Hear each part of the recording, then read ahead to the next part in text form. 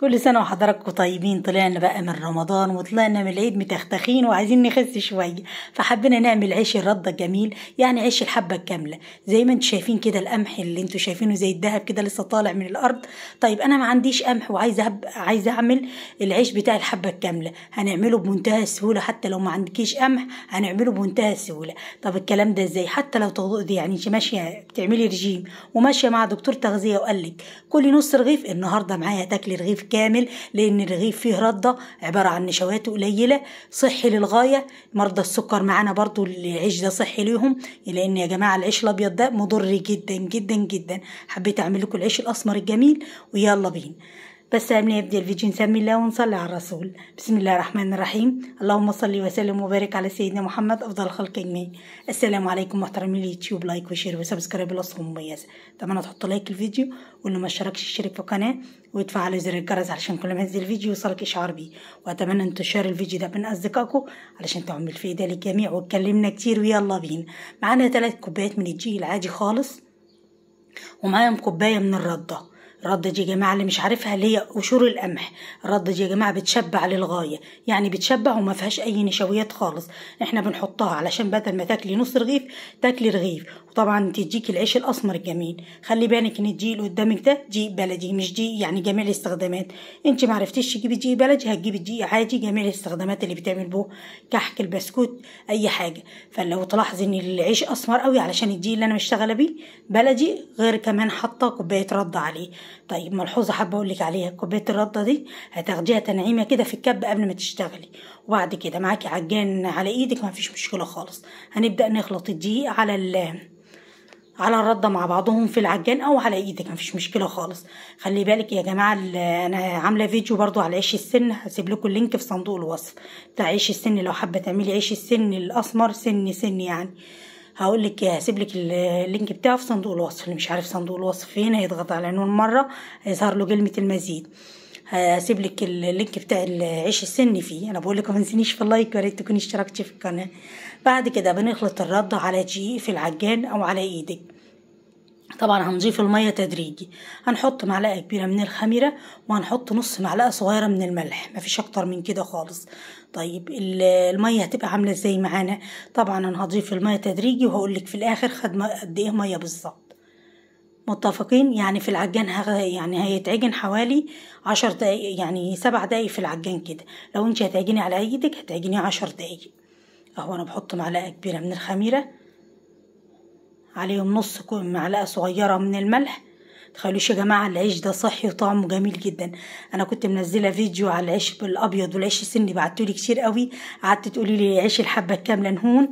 فحابه ان انا يعني بعمل لكم المتاح عندكم، يعني ممكن ما تقدروش تجيبوا القمح ده ينجاب منين، مش عارفين تنجاب منين، تقدري تشتغلي بالدقيق العادي خالص اللي انت بتشتريه، بس هتضيفي عليه نسبه رده فيبقى العيش بتاعك دي يعني عيش اسمر ومفيهوش نشويات كتير، يعني صحي للغايه. بعد كده هنعجنه كويس قوي زي ما انت شايف. اخد معايا قد ايه ميه بالظبط؟ اخد 2.5 كوباية ميه بالظبط. يعني العجين ده يا جماعه خد 2.5 كوباية من الميه. شايفين؟ هو انت بيبدو من اول وهله كده ان هو طري، لكن هو حلو كده علشان يعجن، يعني يطلع الرغيف كده بيضحك معاكي من الفرن. احنا هنعمله في فرن البوتاجاز العادي خالص. يعني النهارده انا بعمل لكم في فرن البوتاجاز علشان ايه؟ لو ما حدش عنده من الفرن التاني، على فكره ممكن تحطه على عين البوتاجاز عادي. تحط الرغيف على عين البوتاجاز، ولما يجي شويه كده تقوم مقلباه ومتكيه عليه كده، هينتفخ منك ويبقى زي الفل.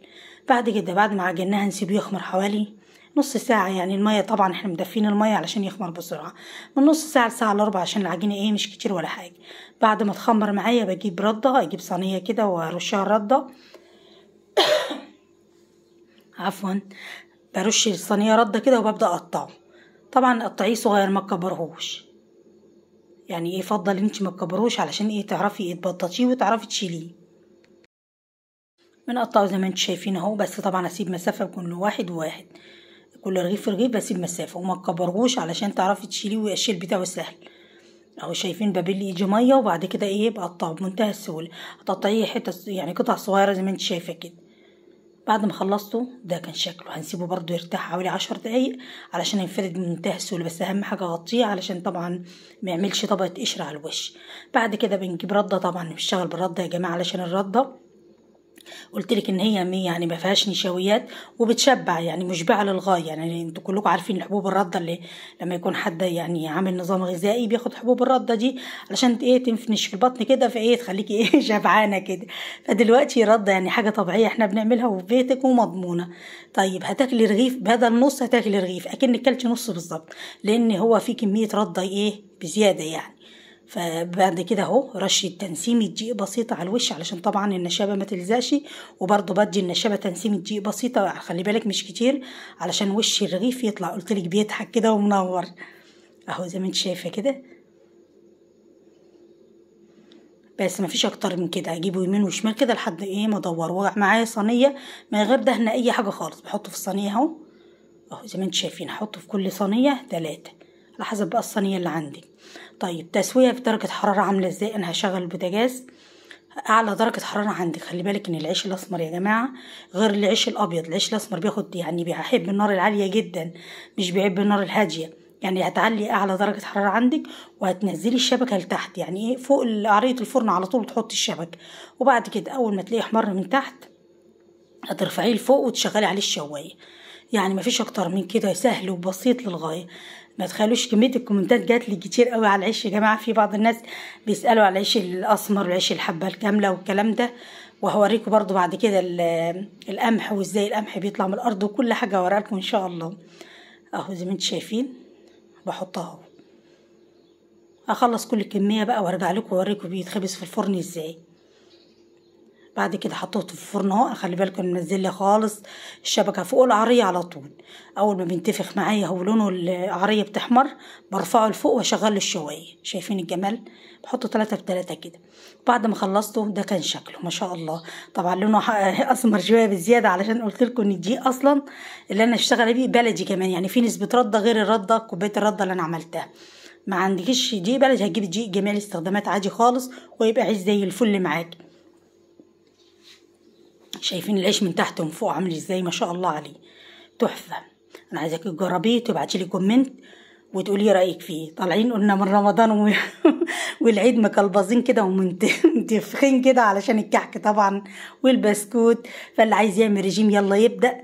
عملت لكم العيش السهل البسيط اللي هتاكلي منه مش هتشبعي منه ابدا ومش هيتخنك خالص. شايفين الجمال عامل ازاي؟ منفوخ ازاي؟ خلي بالك ان القعريه بتاعته مش سميكه، يعني ايه من تحت زي فوق. شايفه عامل ازاي؟ انا ملدناه شويه يا جماعه، شغاله الفرن كده حبيت انشفه شويه عشان ميبقاش طري قوي، يعني يبقى متلدن شويه كده.